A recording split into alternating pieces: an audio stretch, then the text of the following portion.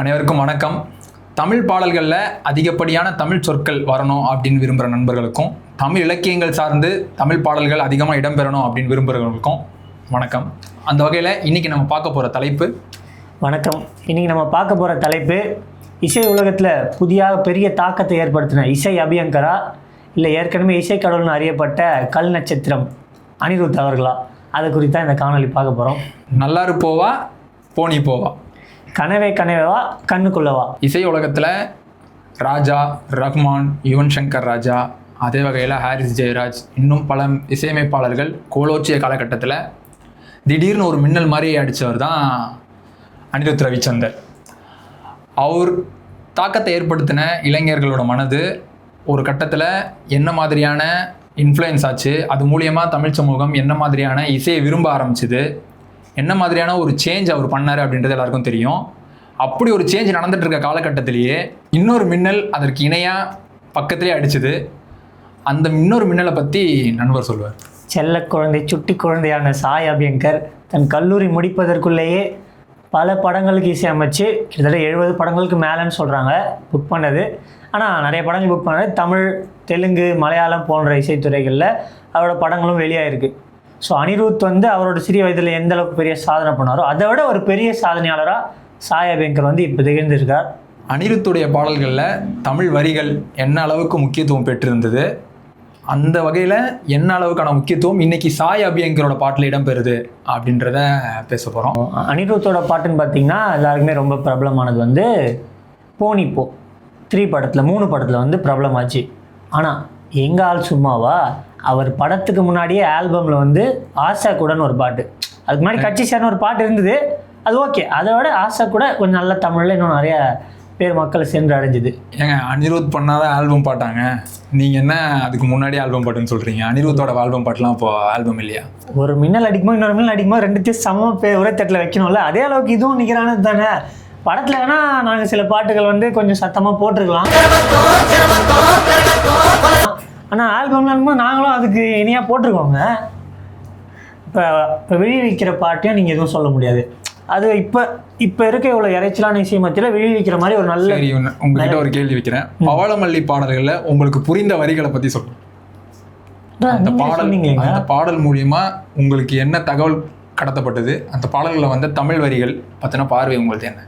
அந்த பாடலோட தலைப்பை நீங்கள் கரெக்டாக சொல்லிட்டீங்க, அது மூலமாக அந்த பாடல் சேர்ந்துருக்கு, பாடலில் அந்த வரி கரெக்டாக இருக்குது. இன்னொன்று காஞ்சனா படத்தோட ஒரு சீன் அந்த பாட்டு மூலமாக பிரபலமாயிருக்கு. படம் அந்த மாதிரியும் சொல்லலாம். புரிஞ்ச வரிகளும் இருக்கு. ஏன்னா எழுதுன யாருன்னா நம்ம லிரிக்ஸ், இப்போதைக்கு தமிழ் லிரிக்ஸை ரொம்ப அருமையாக கையாளுற விவேக் வேல்முருகன் அவர்கள். அவர் கொடுத்த ராகத்துக்கு ஏற்ற மாதிரி வரிகளை போட்டிருக்காரு.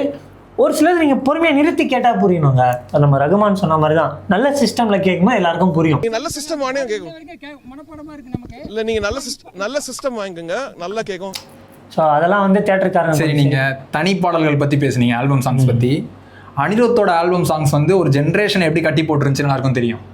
உதாரணத்துக்கு அவளுக்கு என்னன்னு ஒரு பாட்டு உண்டு.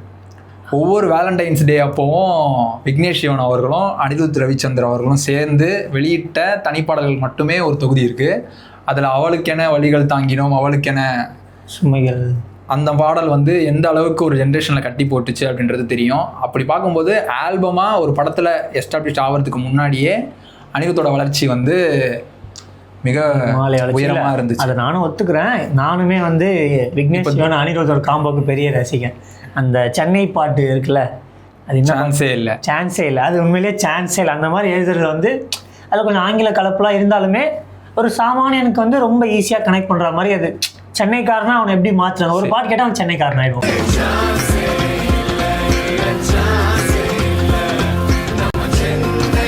அந்த மாதிரி எழுதுறது அப்படின்னு சொன்னதுனால கேட்குறேன். அனிருத்தோட பாடல்களில் இருந்த லிரிக் வேல்யூக்கும் அபியங்கரோட பாடல்களில் இருக்க லிரிக் வேல்யூக்கும் என்ன மாதிரியான வித்தியாசத்தை மக்கள் உணர்றாங்கன்றது தெரியும். நீங்கள் அதை எப்படி பார்க்குறீங்க? உங்களுக்கு அபியங்கர் சார்ந்து பேசுகிறீங்க, அபியங்கரோட பாடலில் இருக்க லிரிக் வேல்யூ என்னன்னு நினைக்கிறீங்க? எங்ககிட்டயும் ஒரு பாட்டு இருக்கு. விட்டு போன வாசலிலே வாழ்க்கை தீர காத்திருக்க, காற்றில் உள்ள காதல் எல்லாம் கூட்டி காத்து தாரேனா, இப்படி எங்ககிட்டயும் இருக்கு.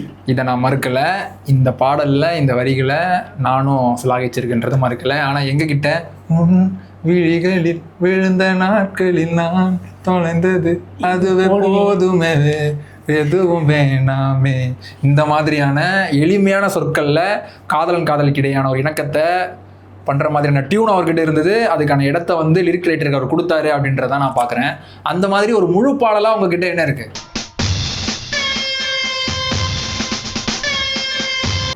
இது எதிர்பார்க்கலன்னா முழு பாட்டா? எங்களுக்கு அதான், எங்களுக்கு இப்போதைக்கு இப்போ தான் சமைச்சிட்டு இருக்கோம், குக்கிங் சீக்கிரமாக நாங்கள் வந்து சேல்ஸ் கொடுப்போம். இப்போதைக்கு இருக்கிறதுனா எங்களுக்கு விளைவிக்கிற வந்து நல்ல தமிழில் சமைக்கும் போது கொஞ்சம் எண்ணெய் கம்மியாக யூஸ் பண்ணணும்னு சொல்லுவாங்க. அந்த மாதிரி கொஞ்சம் இறைச்சலை நீங்கள் கம்மியாக யூஸ் பண்ணிங்கன்னா நாங்கள் இறைச்சலும் கம்மியாக யூஸ் பண்ணோம். நல்ல ஹெட்ஃபோன்ஸையும் நாங்கள் அதே டைமில் சேர்ந்து நாங்கள் பரிந்துரை பண்ணுறோம். அந்த கம்பெனி ஹெட்ஃபோன்ஸ் வாங்கி பயன்படுத்துங்க.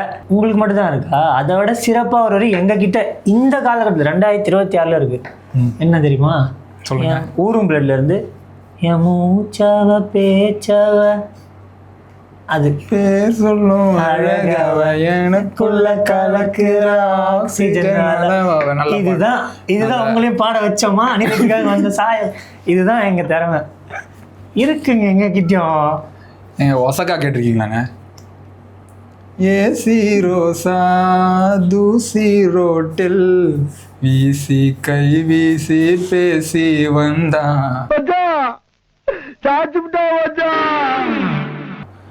இந்த மாதிரி. ஆக்சுவலாக அனிருத்தை பற்றி அதிகமாக பேசும்போது அவரோட மாஸ் பிஜிஎம்ஸ், அவரோட குத்துப்பாடல்கள் பற்றி அதிகமாக பேசியிருக்கோம். அவரோட மெலடிக்கு இணையாக இன்றைக்கி வந்திருக்க இந்த புதிய மின்னலால் எந்த அளவுக்கு மெலடி போட முடியும் அப்படின்றது எனக்கு தெரியல. ஒருவேளை அவருக்கு இணையான பிஜிஎம்ஸ் இவரால் கொடுக்க முடியும். ஆனால் அவரோட அந்த டென்ஸான அந்த மெலடிக்கு இணையாக ஒரு மெலடி போடுறதுன்றது வந்து ஒரு முழு பாடலாக அதுவும் போடணுன்றது வந்து ரசிகர்களுக்கு. அதே மாதிரி இசை உரிமைகளுக்கு ஒரு சின்ன ஒரு கோரிக்கை. நான் ஒன்றும் அனிருத்துக்கு எதிரானது கிடையாது. எனக்கும் அந்த ஒசக்கா பாட்டு ரொம்ப பிடிக்கும். எனக்கும் என் மூச்சவ பேச்சவ ரொம்ப பிடிக்கும். என்னதான் நாங்கள் ரெண்டு பேரோட ரசிகர்களாக இருந்தாலும் இன்றைக்கி நாங்கள் பேச வந்தது வந்து இசையா அனியா இருவேறு துருவங்களை பற்றி பேசுறதுனால உங்களுக்கு இப்படி புரியலாம். அனியா அபயாங்கிறது தான் என்னுடைய பார்வையில் அனிருத்தோட பாடல்களில் அதிகமான பாடல் வரிகளுக்கு முக்கியத்துவம் கொடுக்க இயற்றப்பட்டிருந்தது. நண்பரோட பார்வையில் எப்படின்றத அவர் தான் சொல்லணும். அவர் என்ன சொன்னாலும் அதற்கு இணையாக அல்லது அதற்கு ஒரு படி மேலான மேற்கோள் காட்டுறதுக்கு எங்ககிட்ட நிறைய பாடல்கள் இருக்குது. இவங்ககிட்ட எண்ணி பார்க்குற அளவுக்கான பாடல்கள் தான் இருக்குது. அப்படின்றதுனால அது கொஞ்சம் கஷ்டம். கொஞ்ச நாள் பொறுங்க, இன்னொரு 6 மாதத்துக்கு அப்புறம் திரும்பி பண்ணுவோம். அப்போ பாருங்க, ஒரு 600 பாட்டுக்கிட்ட எங்கள் ஆள் செஞ்சு வச்சிருக்கோம். 6 மாதத்தில் 600 பாடல்கள் இளையராஜாவே பண்ணது கிடையாது. டியூன் அவ்வளோ வச்சிருக்காரு. இன்னைக்கு வந்திருக்க இசை அப்படிங்கிற 600 பாடல்கள் பண்ணுவார் அப்படின்னு அவரோட ரசிகர் ஒருத்தர் சொல்லியிருக்காரு. படமே அதுக்கு ஒரு இப்போதைக்கு ஒரு 60 படம் மேலே புக் பண்ணதா ஒரு தகவல். அது உண்மையாக பொய்யான்னு தெரியல. அப்படி இருந்தால் கண்டிப்பாக ஒரு படத்துக்கு 5 பாட்டுன்னு போட்டால் வந்துடும், கிட்டத்தட்ட வந்துடும். இன்னைக்கு வர எந்த படத்துலையுமே 5 பாடல்கள் இல்லை அப்படின்ற ஒரு நிதர்சனமான உண்மையை கூட அபியங்கர் ஃபேன்ஸால புரிஞ்சுக்க முடியல. தோத்துக்கிட்டே இருக்கீடா. எந்த படங்கள்ல 5 பாடல்கள் நீங்க பாத்தீங்க கடைசியா? டியூட் தான். டியூட்ல 5 பாடல்கள் சொல்லுங்க. ஒரே பாட்டு தாங்க நாங்கள் 5 வேரியண்ட்ல போட்டுருக்கோங்க. ஏங்க என்னங்க சரி, அந்த ஒரு பாட்டை வச்சே ஓடி அந்த படம் 100 கோடி அடிச்சுதுங்க. இந்த பாட்டுக்கு அவ்வளோ வேல்யூ இருக்கு. அது ஒரு வாட்டி நாங்கள் ஒரு இதுக்கு ஏற்ற மாதிரி எமோஷன் பிளட்லயே ஒரு 100 வெர்ஷன் போட்டு படத்தை முடிச்சிட்டார். அதானே சொல்ல வரீங்க? அப்போ அங்கே எங்கெங்க இருக்கு வேல்யூ? அது தமிழில் கூட எழுதிருக்கலாம். எனக்கு அதில் வச்சுன்னா பாயும் ரத்தம் 10,000 பார்த்தாலே எல்லாம் செத்தாயிரும் அப்படிலாம் கேட்டுக்கலான்னு எனக்கு ஒரு ஆசை தான். பார்த்தாலே எல்லாம் செட் ஆயிருமா? பார்த்தாலே எல்லாம் செத்து போயிடும். அதான் ஒரு மாசா. ஆனால் அது மாசாங்க லவ் சாங்கன்னு எனக்குமே அது சந்தேகம் இருக்குது. அதுதான் ஒரு முழு நீள பாடலாம் இன்னைக்கு வரைக்கும் அபியங்கர் வந்து தன்னை நிரூபிச்சுக்கல அப்படின்றது என்னுடைய கருத்து. மெலடி போடும்பொழுது அனிருத் செஞ்ச அந்த மேஜிக் வந்து இன்னும் அபியங்கர் கண்டிப்பாக செய்யலை, அல்லது அவர் செய்யலாம், இப்போ வரைக்கும் செய்யலை அப்படிங்கிறது நீங்கள் ஏற்றுக்கிட்டு தான்.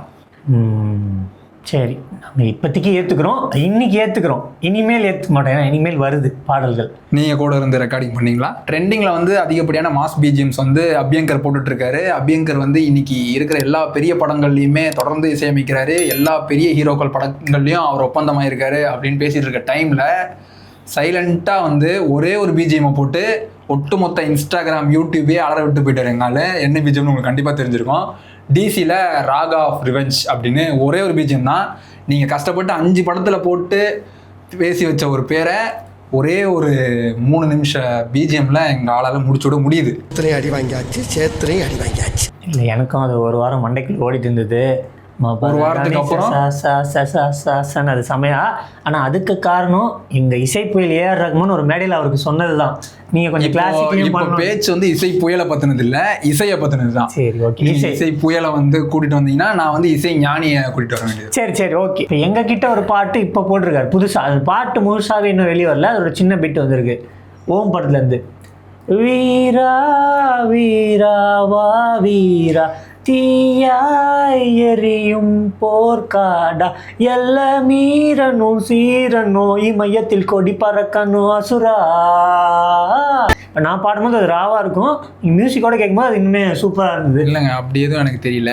அது வந்து நீங்கள் அப்டேட்டா இல்லை? பல தடவை இந்த பாடல் எங்கேயோ கேட்ட மாதிரியான ஒரு இப்போதான் ட்ரெண்ட் ஆயிட்டு இருக்கு. இப்போ ஒரு வாரமா ஆயிட்டு இருக்கா இல்ல ட்ரெண்ட் ஆக்குறாங்களான்ற டவுட் ரொம்ப நாளாவே இருக்கு. அவங்களோட பாடல்கள் தானாகவே ட்ரெண்ட் ஆகிறதா அல்லது ஒரு மிகப்பெரிய ஒரு அணி வந்து பின்னால் இருந்து வேலை செய்கிறதா அப்படின்னு அனிருத் ரசிகர்கள் சார்பா அவருக்கு எங்கால் வந்து பிரதீப் ரங்கநாதுக்கு போட்டாரு, பிஆருக்கு போட்டான்றதுக்காக பிஆர் பண்ணி தான் போய் சேர்க்கணும்னு இல்லை, பிஆருக்கு பண்ணதுனால அது பாட்டே ஃப்ரீ ப்ரமோஷன் மூலமாக மக்கள்கிட்ட போய் சேருதுன்றதையும் நான் சொல்லிக்கிறேன். அனிருத் வந்து மாஸ் பிஜிஎம், மெலடி, காதல் அந்த மாதிரி எல்லா இடத்தையும் தொட்டிருக்காரு.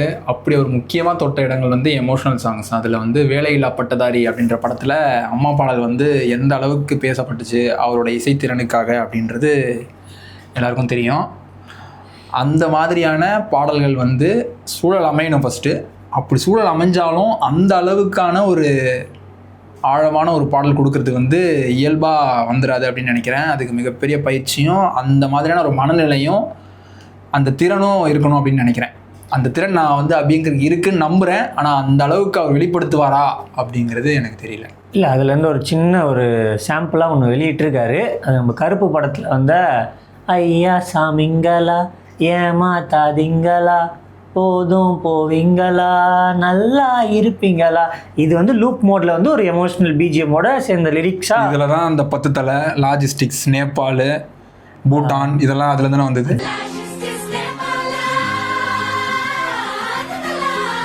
உங்களுக்கு வேணாம்னா அதை விட்டுருங்க, இருக்கிறத மட்டும் வச்சுக்கோங்க. இதுதான் திருப்பி சொல்றேன், ஒரு பாடல் முழுமைப்படுத்துறதே இல்லை அபியங்கர். அபியங்கரோட பாடல்கள் பிட்டு பிட்டா ஹிட் ஆகுதே தவிர ஒரு முழு பாடலா இது வரைக்கும் ஹிட் ஆன ஒரு பாடல் சொல்லுங்க. முழு பாட்டா? இந்த கேள்வி வந்து அபியங்கர் கிட்ட கேட்டாலே அவர் வந்து கண்டிப்பா யோசிப்பாரு. நண்பர் யோசிக்கிறதுல ஆச்சரியப்படுறதுக்கு ஒன்றும் இல்லை. தான் இப்போதைக்கு அதே பதில் தான். நாங்கள் எப்போவுமே ஒரே பதில் தான், மாற்றி பேச மாட்டோம். வந்து இப்போ நான் என்ன உங்களை சொல்றது, கூடிய விரைவில் நிறைய பாடல்கள் வந்துட்டுருக்கு. ஸோ அதில் வந்து கண்டிப்பாக ஒரு 3 நீள நல்ல பாடல் வரும். இப்போ மெலடிக்கு வந்து நாங்கள் விழிவிக்கிற சொன்ன மாதிரி இப்போ ஓமில் அந்த வீரான்ற பாட்டுமே முழுமையாக வந்தால் நல்லாயிருக்கும்னு நினைக்கிறேன். அது மாதிரி எமோஷ்னலுக்கும் கூடிய சீக்கிரத்தில் ஒரு 3 நீள பாட்டு வரும்னு எனக்கு கண்டிப்பாக நம்புகிறோம். கருப்பு படத்தில் அவர் போட்ட இசையை பற்றின விமர்சனம் எனக்கு கண்டிப்பாக இருக்குங்க. கருப்பு ஒரு தமிழர் நாட்டார் தெய்வம் சார்ந்த ஒரு படம், உங்களுக்கு கண்டிப்பாக தெரியும். கண்டிப்பாக அதில் நம்ம ஊர் சார்ந்த மண் சார்ந்த இசைக்கருவிகளை பெரும்பாலும் அவர் பயன்படுத்தலை. அது முதல். இரண்டாவது,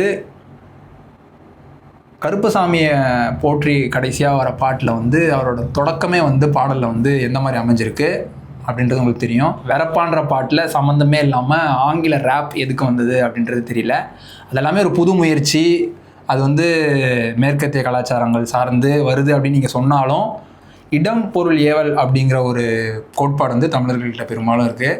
இந்த இடத்துல அதை பயன்படுத்தியிருக்கலாமா அப்படின்னா கண்டிப்பாக அதை அவங்களாம் டிஃபெண்ட் பண்ண முடியாதுன்னு நினைக்கிறேன். இப்போது அந்த வெறப்பான்னு சொன்னதில் இப்போ அவருக்கு சொன்ன மாதிரி விமர்சனமும் எனக்கும் அந்த இங்கிலீஷ் வரி தச்சு, ஆனால் அதில் தமிழ் வரியும் குறிப்பிடத்தக்க கவனிக்கிறது ஒன்று இருக்குது. பரியேறி வந்தவன் தானே உருமாறி வந்திருக்கானே நரியெல்லாம் விரட்டிட்ட தானே அரிமாவா வந்திருக்கானே. இந்த மாதிரி தமிழில் இப்போ அரிமா இந்த மாதிரி வந்து சிங்கத்தை வந்து ஊமைப்படுத்துவாங்க. அது வந்து ரொம்ப நாள் கழித்து அரிமான்றதை சிங்கத்துக்கு ஊமைப்படுத்தி எழுதியிருக்காரு.